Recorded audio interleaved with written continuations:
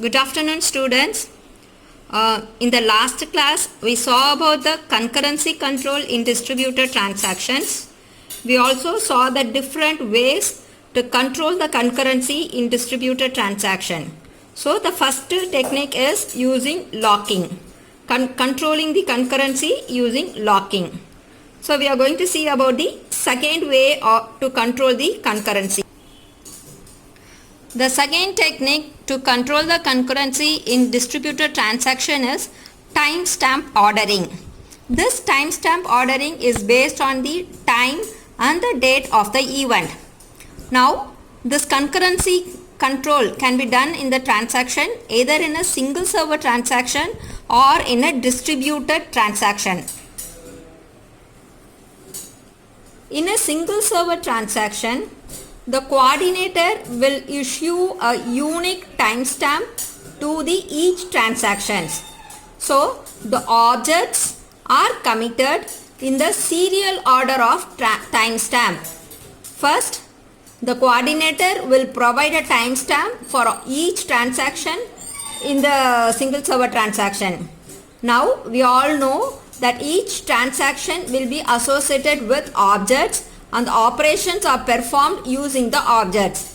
So, the objects are committed or aborted in the serial order of the timestamp provided by the coordinator. Now, let's see about the concurrency control in distributed transaction. In distributed transaction, the coordinator will provide a unique timestamp globally to the client. So, lots of clients will be involved in the transaction and the coordinator will provide a timestamp for all the clients involved in the transaction. The object at each server after performing the operation will pass the timestamp to the coordinator. So, we all know every server will have 2 or 3 objects and the operations are performed using the object. So, the object at each server after performing the operations, they will pass this timestamp back to the coordinator. So, some timestamp is provided and the servers and the objects will work according to the timestamp. So, who will take care of this ordering? Somebody have provided the timestamp and the objects are going to work according to the timestamp.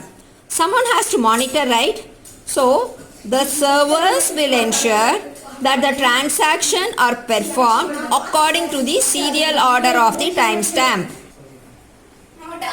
For example, if the object in the transaction U is committed after T, it means transaction T is performed first and then transaction U is performed in one of the server. So, in one of the server, transaction T is performed first and after that transaction U is performed on one of the object. If the same object is accessed in some other server, they will follow the same order.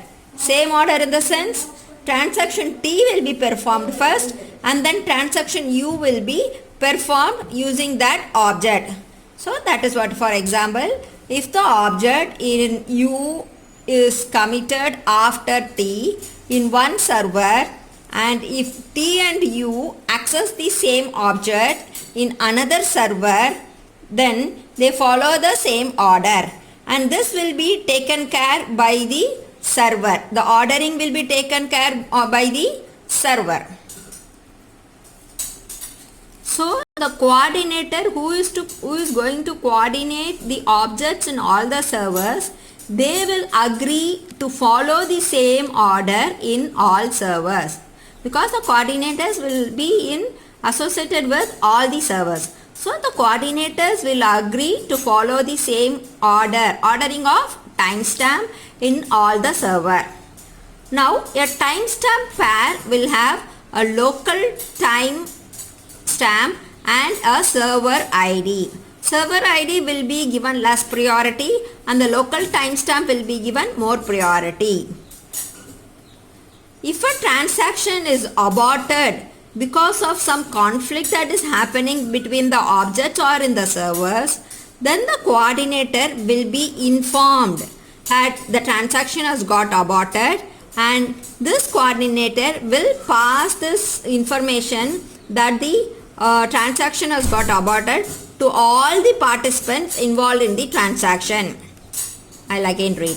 If a transaction is aborted because of some conflict, the coordinator will be informed and it will abort the transaction at all the participants.